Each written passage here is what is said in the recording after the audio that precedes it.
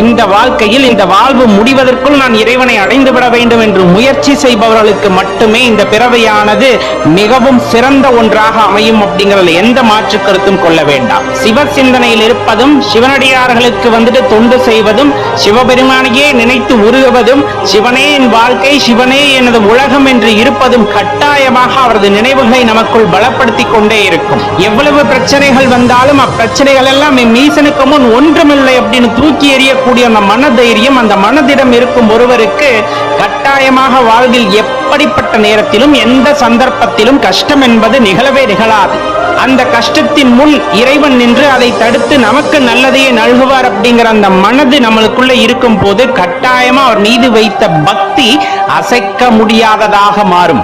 இறைவனைவே சரணடைந்து விட்டால் நமக்கு வேறு பிரச்சனைகள் எதுவுமே இருக்காது. எல்லாவற்றையும் எம்பெருமான் ஈசன் பார்த்துக் கொள்வார்.